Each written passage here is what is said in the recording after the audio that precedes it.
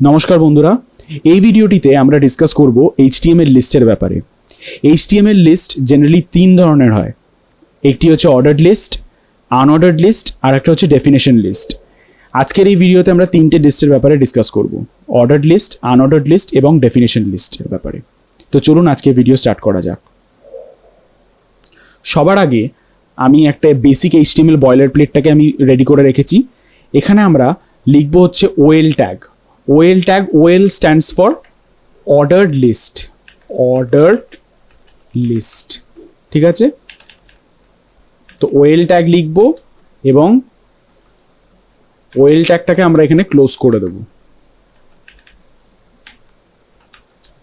Right? এবার এর ভিতরে আমরা লিখবো হচ্ছে LI tag। LI tag এর ফুল ফর্ম হচ্ছে লিস্ট আইটেমস, লিস্ট আইটেমস, ঠিক আছে? এলআই ট্যাগটাকেও আমরা ক্লোজ করব। এবার এর মাঝে আমরা যা কন্টেন্ট লেখার লিখব। আমরা সবার আগে আজকে শিখছি ওএল ট্যাগ। ওএল ট্যাগ মানে কি? Ordered list. এখনই আমি বললাম ওএল ট্যাগ মানে অর্ডার্ড লিস্ট। এবার এখানে আমি কিছু ফলের নাম লিখব, যেরকম ম্যাঙ্গো, ম্যাঙ্গো। এবার এটাকে আমি কপি করে নিচ্ছি। এবার আমি এখানে কিছু নাম চেঞ্জ করে দিচ্ছি, যেরকম বানানা, পাইনঅ্যাপল, অরেঞ্জ, অ্যাপল। সেভ করে আমি যদি এটাকে রিফ্রেশ করি পেজটাকে, তাহলে আপনারা দেখতে পাচ্ছেন এখানে ম্যাঙ্গো, ব্যানানা, পাইনঅ্যাপেল, অরেঞ্জ, এখানে কিন্তু 1 2 3 4 করে 5 অবধি এখানে কিন্তু লিস্টটা শো হচ্ছে। এটার মানে হচ্ছে ordered list. OL stands for ordered list, যেটা আমি বললাম। অর্ডার্ড লিস্টের মধ্যে কিন্তু একটা অর্ডার ফলো করবে, যেরকম কি 1 2 3 4 5 এরকম করে অর্ডার ফলো করবে। এবার আমরা যদি চাই এই অর্ডারটাকে আমরা চেঞ্জ করতে পারি। আমরা 1 2 3 4 জায়গায় আমরা ABCDও শো করতে পারি এবং রোমান নিউমারালসে আমরা শো করতে পারি। তার জন্য আমাদেরকে মূলত একটা টাইপ অ্যাট্রিবিউট ইউজ করতে হবে। এখানে টাইপ অ্যাট্রিবিউট ইউজ করে আমি যদি এই কোটেশনের মাঝখানে এ দিয়ে দিই, তাহলে কিন্তু আমি রিফ্রেশ করলে যে দেখতে পারবেন ABCD দিয়ে এখানে শো করছে। এখানে যদি আমি ক্যাপিটাল A দিয়ে দিই, তাহলে কিন্তু এখানে ক্যাপিটাল ABCD শো করবে।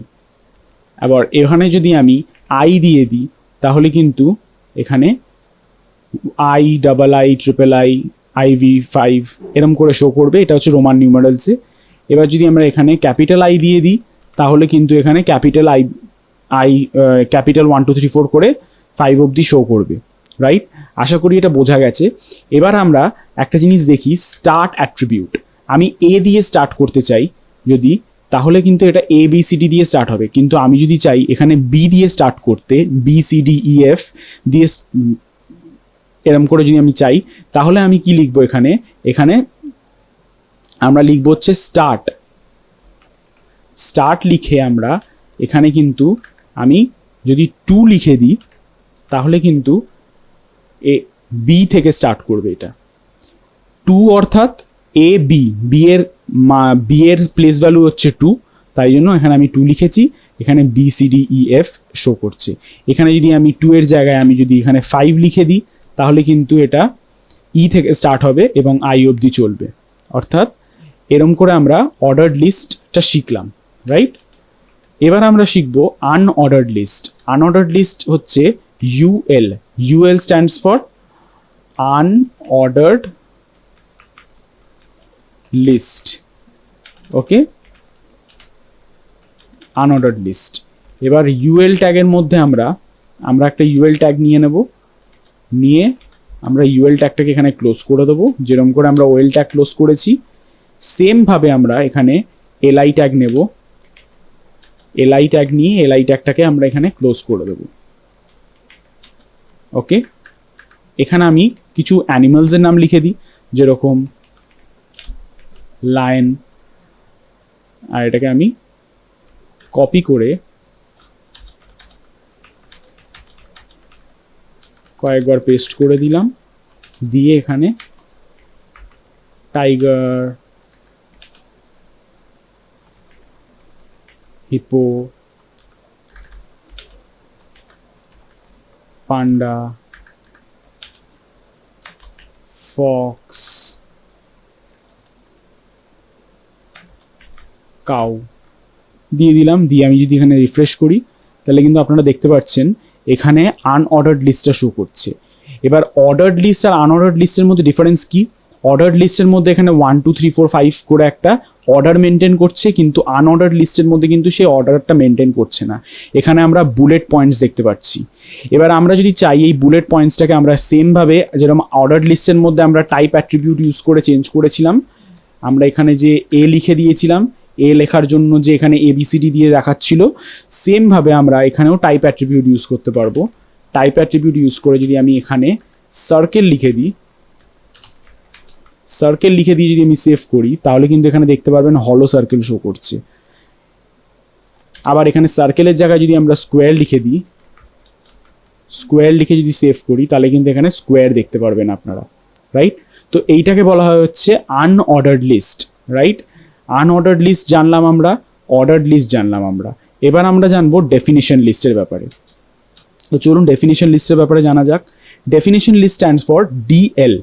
DL stands for definition list, right? তো আমি এখানে DL দিয়ে দেবো,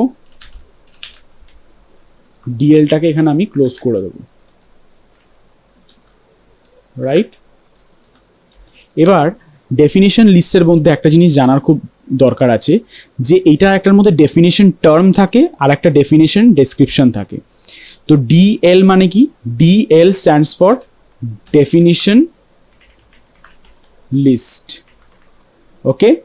ডেফিনিশন লিস্ট মানে DL, ঠিক আছে?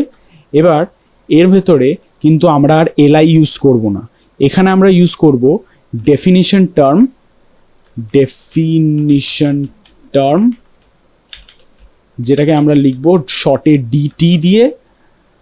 আর এখানে আমি DTটাকে ক্লোজ করব,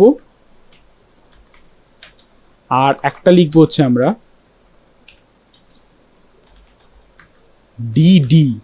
DD অর্থাৎ ডেফিনিশন ডেসক্রিপশন, ওকে? ডেফিনিশন ডেসক্রিপশন, এখানে আমি DD ট্যাগটাকে ক্লোজ করে দেবো, ওকে? এবার আমি ধরে নিন এখানে লিখলাম HTML, আর এই HTML এর ফুল ফর্মটা লিখলাম হাইপার টেক্সট মার্কআপ ল্যাঙ্গুয়েজ। এবার যদি আমি এটাকে সেভ করে রিফ্রেশ করি তাহলে দেখতে পারবেন এখানে HTML লিখেছে এবং এর একটা ডেফিনিশন দিয়েছে। মানে এইটা হচ্ছে ডেফিনিশন টার্ম আর এটা হচ্ছে ডেফিনিশন ডেসক্রিপশন। এরকম করেই আমরা অনেকগুলো ডেফিনিশন টার্ম আর ডেফিনিশন ডেসক্রিপশন আমরা লিখতে পারি। আমি এখানে এটাকে কপি পেস্ট করে দিই আরও 2-3 বার। এখানে আমি HTML এর জায়গায় লিখবো হচ্ছে CSS এর মধ্যে আমি এখানে লিখে দেবো হচ্ছে ক্যাসকেডিং স্টাইল শিট। আর একটা এখানে লিখে দেবো আমি হচ্ছে SQL এর ফুল ফর্ম আমি লিখে দিলাম হচ্ছে structured query language। এবার যদি আমি এখানে সেভ করি তাহলে আপনারা দেখতে পারবেন এখানে কিন্তু এইটা ডেফিনিশন টার্ম আর এটাকেও বলা হচ্ছে ডেফিনিশন ডেসক্রিপশন। আবার definition term, definition description, definition term, definition description, right? তো অর্থাৎ আমরা শিখলাম আজকে অর্ডার্ড লিস্ট, আনঅর্ডার্ড লিস্ট আর ডেফিনিশন লিস্ট, ওকে? তো এই তিনটে আশা করি আপনারা বুঝতে পেরেছেন।